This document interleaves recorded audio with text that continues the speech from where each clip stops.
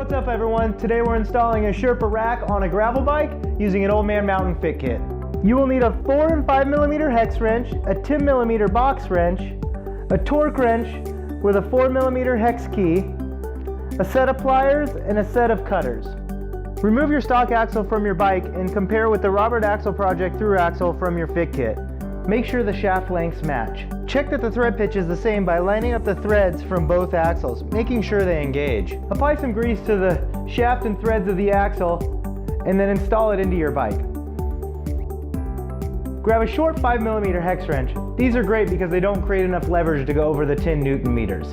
Use your 5mm hex wrench as a lever to tighten the axle to 10 Newton meters.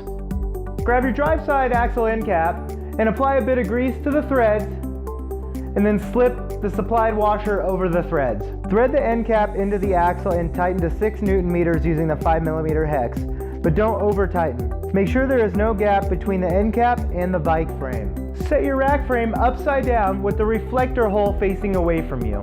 Use the image on your instructions to determine dropout number 1 versus dropout number 2. Grab dropout number 1, noticing the pannier hook in standoff. Place the dropout against the outside of the left side of the rack frame. The pannier hook should face the reflector hole. Use hardware kit D with the bolts pointing toward the center of the rack and tighten dropout number 1 firmly.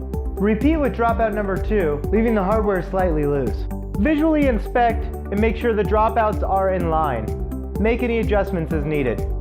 Firmly tighten dropout number 2. Place the rack over the axle on your bike. The axle ends will nest into the dropouts. Make sure the rack is close to level and use hardware kit B to attach the dropouts to the axle. This holds it in place while we complete the next steps. We'll tighten all the hardware to spec at the end. Position the extenders with the slots facing the rack frame and the hole facing your bicycle. We want to use hardware kit E and bolt the extender to the inside of the rack frame, but do not torque it yet.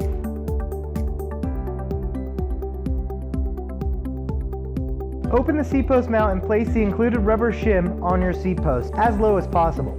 Then put the seat post mount over the rubber shim. Tighten the M5 bolts to 3 Newton meters. Attach the extenders to the seat post mount using the supplied hardware that came with the seat post mount. Now with the bike on the ground, we can see that the rack isn't level. We can just bump it from the back and bring it right up to where it's level. Now it's time to tighten up all the hardware. Grab your torque wrench set to 3 Newton meters and go ahead and tighten up all the M5 hardware. That's going to be your dropouts to axle and your extenders to seat post mount. Then with your torque wrench set to 6 Newton meters, we'll do all the M6 hardware, which is dropouts to rack and extenders to rack hardware. We'll also use a 10mm box end wrench to hold the hardware on the back side of the rack while we're tightening it. Now that you have your Old Man Mountain rack installed, it's time to get out there. Just remember before every ride to check your hardware thoroughly.